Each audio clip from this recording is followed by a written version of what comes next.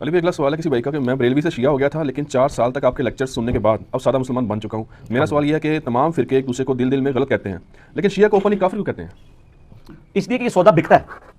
یہ سودا بکتا ہے. جس طرح آپ دیکھیں گے ختم نبوت کے مسئلے میں یہ سودا بکتا ہے کہ آپ صرف قادیانیوں کو ٹارگٹ کر لیں, تو یہ اس نیشن میں سودا بکتا ہے. جب آپ اسی طرح کے جرائم دوسرے بزرگوں کی کتابوں سے دکھائیں وہ کہتے ہیں اس پہ مٹی ڈالیں. اس لیے میرا جب کلپ آیا کہ قادیانی حق بات کیوں نہیں قبول کرتے تو سب کو تڑکا لگا ہوا ہے. تڑکا یہ نہیں لگا ہوا کہ میں نے کوئی جھوٹا الزام لگایا. وہ کہتے ہیں یار آپ سے قادیانی پہ سوال ہوا تھا, آپ نے ہمارے بزرگوں کو بھی رگڑا ہے. بھائی اس لیے رگڑا ہے کہ اللہ کے بندو میں ایک پڑھا لکھا بندہ ہوں, میں ایک مقدمہ کھڑا کر رہا ہوں.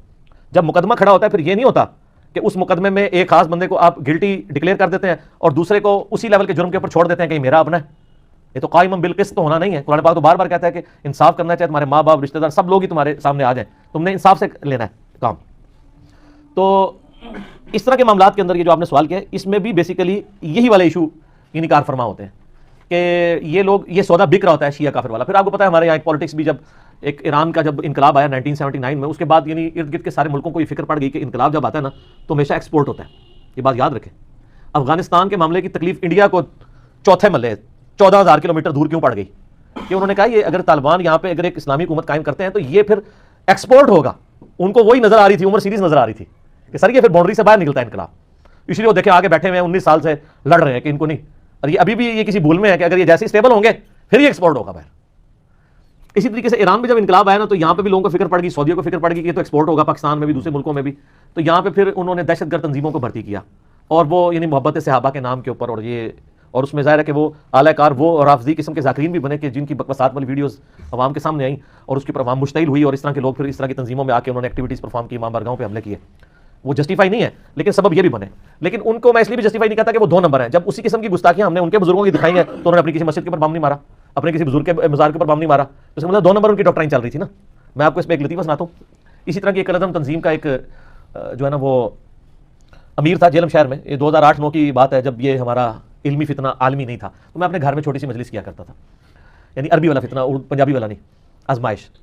تو میرے پاس آ گیا, مجھے کہتا ہے جی یہ آپ شیعہ کو کافر کہتے ہیں. میں نے کہا جی میں کسی کو بھی کافر نہیں کہتا سوائے قادیانیوں کے, اور ان کی بھی میں نے ریزن بتائی کہ وہ میری تکفیر کرتے ہیں.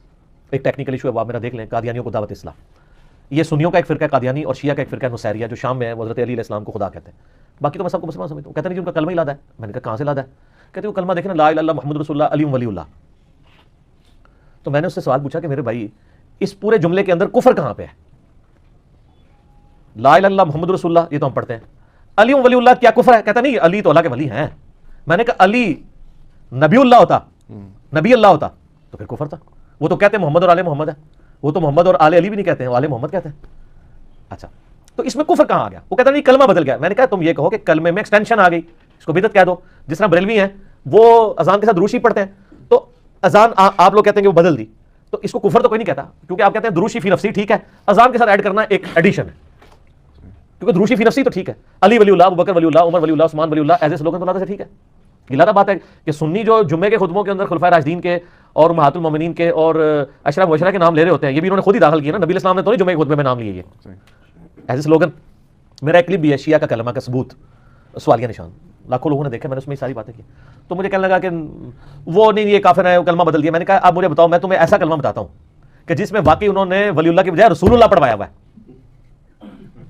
لا الہ الا اللہ اشرف علی رسول اللہ, نعوذ باللہ. میں نے کہا یہ بتاؤ, کہتے ہیں اس کو چھوڑ دیں. تو اس سے پتہ چلی کہ یہ عشق صحابہ عشق رسول 2 نمبر ہے.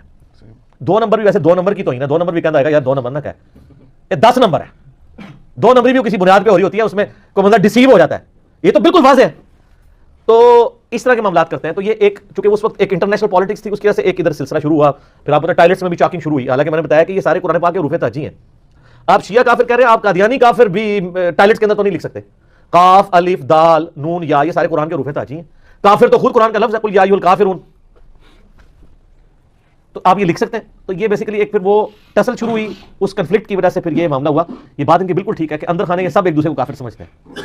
سر یہ اندر خانے پرانے زمانے میں سمجھتے تھے, اب ہم نے ان کو اندر بھی باہر نکال لیا. بڑے ایک سمپل سا فارمولا, ایک چھوٹی سی مشین ہم نے. میں اکثر کہتا ہوں کہ یہ لوگوں کو اندازہ نہیں ہے کہ یہ جو اپنے مولوی لانچ کر رہے ہیں نا, یہ سمجھتے تھے کہ پہلے ہم ایک فرقے کے خلاف مولوی لانچ کر رہے ہیں نا, تو اپنا مولوی لانچ کر رہے ہیں تو یہ جواب دے گا. سر آپ لوگ جو میرے خلاف مولوی لانچ کر رہے ہیں نا, وہ آپ میرے خلاف نہیں کر رہے ہیں, وہ مولوی آپ مشین کے اوپر چڑھا رہے ہیں. دوسری طرف سے کیما بن کے ان کا نکلے گا, کیونکہ یہاں تو انجینئرنگ ہو رہی ہے. آپ کیا سمجھتے ہیں یہ اسی طریقے سے ایک آواز اٹھی ہوئی ہے جس طرح باقی آوازیں اٹھی ہوئی ہیں؟ نہ، وہ تو 2 نمبر آوازیں تھی. وہ ایک فرقے کو ڈیفینڈ کرتی تھی دوسرے کو غلط. ادھر جو بندہ ہماری ویڈیوز کے خلاف چڑھے گا وہ سیدھا مشین کے اوپر چڑھ رہا ہے, وہ دیکھ لے کہ اس کا قیمہ بن کے دوسری طرف باہر نکل رہا ہے نا. ہم اشرف رسول اللہ کو بھی غلط کہہ رہے ہیں, چشتی رسول اللہ کو بھی غلط کہہ رہے ہیں, قادیانیوں کو بھی غلط کہہ رہے ہیں. اب ہمیں کون غلط کہے گا؟ ہم تو کہہ رہے ہیں ہم سب کو غلط کہہ رہے ہیں. آپ پر پھر اجماع ہو جائے گا. ہاں اجماع ہوگا علماء کا اور عوام کا, ان کے علماء پہ ہو جائے گا. اور اجماع جو ہے عوام کا ہی مانا جاتا ہے, علماء کا نہیں, کیونکہ علماء نے تو ماشاءاللہ 400 سال تک خانہ کعبے میں 4 مسئلے رکھے ہیں, عوام نے اٹھا کے ذرا دوبارہ ان 4 مسئلے پوا کے دسو, انہوں نے قیامت تک پہ سکتے. تو علماء 400 سال تک غلط اجماع کر کے بیٹھ سکتے ہیں. وہ اجماع جعلی ہوتا ہے. مخالفین اس وقت بھی موجود تھے لیکن اس وقت یوٹیوب حفیظہ اللہ نہیں تھا, اس لیے مخالفین کی آوازیں دب گئی. آپ بھی ذرا امیجن کریں یوٹیوب نہ ہو تو یہ جو ایک چھوٹی سی اکیڈمی سے دنیا کے سارے بڑے اعظموں میں کایا کلب ہو گئی ہے, یہ ہو سکتی تھی؟ تو یہ آوازیں پہلے بھی تھیں, ریسورسز نہیں تھے. تو سر وہ مسند احمد میں حدیث ہے, قیامت اس وقت تک قائم نہیں ہونی جب تک کہ دنیا کے ہر گھر میں میری دعوت نہ پہنچ جائے. لوگ چاہتے ہوئے نہ چاہتے ہوئے بھی قبول کریں گے. تو یہ یوٹیوب سے ہی پہنچ رہی ہے نا. باپ پوری زندگی تو بندی رہا ہے, بیٹا ہمارے کلپ سن رہا ہے, تو پیو تاجد اٹھ اٹھ کے چولی چک چک کے بدماما کر رہا ہے, یا اللہ نے برباد کر جنہیں میری نسل بگاڑ دیتی. وہ تو اللہ بندہ خود ہی اصلاح کر رہا ہے اپنی. ٹھیک ہے, تو یہ چینج کیوں آئی ہے؟ یہ ریسورسز کی وجہ سے. تو میں سوال کی طرف واپس آتا ہوں. میں نے ان کا چہرہ کیسے بے نقاب کیا ہے کہ انہوں نے بڑا, یعنی آپ سمجھیں کہ میک اپ کیا ہوا تھا, آپ کو پتہ ہی نہیں تھا کہ یہ اندر سے کیا ہے. میں نے ان کو کہا کہ یہ آپ نہ کہیں گے, آپ کسی سے پوچھیں کہ ہم تو کافر نہیں کہتے ہیں. آپ اہل حدیثوں کو پوچھیں کہ بریلوی کافر ہیں, کہیں گے نہیں کافر تو کوئی نہیں. بریلوی کہیں گے اہل حدیث کافر کوئی نہیں. وہ کہ نہ, یہ پرانی بات ہے. اب نئی بات یہ ہے کہ آپ اپنے عالم دین سے لکھوا کے دیں کہ بریلوی لکھ کے دیں کہ جو جنت میں جانے والا طائفہ منصورہ جنتی فرقہ ہے وہ ہم ہیں, ہمارے علاوہ جتنے ہیں یہ دوستی فرقے ہیں, لیکن چونکہ اہل بدعت ہیں کلمہ تو انہوں نے ایک دفعہ پڑھا ہوا ہے, ایک نہ ایک دن تو جنت میں چلے جائیں گے. کیونکہ مسلمان نے تو چلے جانا ہے, بخاری مسلم میں حدیث ہے, ایک دفعہ بھی کلمہ پڑھا. آپ کیا سمجھتے ہیں کہ بریلوی والے آپ کو لکھ کے دے گا کہ دیوبندی ایک نہ ایک دن جنت میں چلا جائے گا, تو اس کا کیا مطلب ہے؟ کافر مان رہے ہیں. لیکن آپ کو بریلوی دیوبندی کافر چاکنگ کرتے نظر نہیں آئیں گے, کیونکہ یہ سودا بکنا کوئی نہیں ہے, اس کے پیچھے فنڈنگ کوئی نہیں ہے نا. شیعہ کافر کے پیچھے تو آپ کو فنڈنگ نظر آئے گی سعودیہ ایران والی ٹسل میں. اچھا سنی کافر کہیں لکھا دیکھا آپ نے؟ اس کو ایران نہیں نہ فنڈ کرے گا, ایران اس ڈاکٹرائن کو مانتا ہی نہیں ہے, وہ تکفیر مانتا ہی نہیں ہے. وہ تو خامنائی صاحب کا فتویٰ موجود ہے کہ اگر سعودی حکومت آپ کو مجبور کرے کہ آپ ہاتھ باندھ کے نماز پڑھیں, تب بھی امام کعبہ کے پیچھے نماز ہاتھ باندھ کے پڑھیں. اور یہاں پہ پاکستان میں کروڑوں بریلوی امام کعبہ کے پیچھے نماز نہیں پڑھتے. میں خود نہیں پڑھی, تو میں بریلوی صاحب. ٹھیک ہے, تو وہ یونٹی کی بات کرتے ہیں, وہ تکفیر نہیں کرتے. وہ کہتے ہیں کہ ٹھیک ہے ہم ان کو گمراہی پہ سمجھتے ہیں لیکن کافر نہیں سمجھتے. اتحاد بین المسلمین نام کی جتنی جماعتیں ہیں وہ کس کی ہیں؟ شیعہ کی. کوئی ایک سنیوں کی جماعت دکھائیں اتحاد بین المسلمین. وہ اس لیے نہیں ہے کہ چلو اتحاد بین الحنفیہ ہی دکھا دیں نا. کیسے ہو؟ المحدث المفند میں لکھا ہوا ہے کہ جی یہ جو بریلوی علماء ایک شیطانی لشکر ہے, جس طرح اگلے زمانے میں انبیاء پہ شیاطین حملہ آور ہوتے تھے, یہ علماء دیوبند رضی اللہ عنہم پہ حملہ آور ہو گئے. اور حسام الارمین میں لکھا ہے کہ علماء دیوبند ان کی پوری جماعت فرقہ وہابیہ شیطانیہ ہے, جو شیطان لعین آفاق کے پیروکار ہیں, اور یہ سب کے سب مرتد اور واجب القتل, اور ان کے مرتد ہونے پہ اجماع امت ہے. تو سر اتحاد بین المسلمین کہاں سے ہونا ہے؟ یہ تو اتحاد دیوبند اور بریلوی کے درمیان ہونے کے لیے تیار نہیں ہے, تو یہ کہاں سے جماعتیں قائم کریں گے؟ تو یہ کچھ چیزیں پبلکلی سودا بکتا ہے, تو وہ بک جاتا ہے, اور ظاہر پیچھے پوری فنڈنگ کے ذریعے بکتا ہے.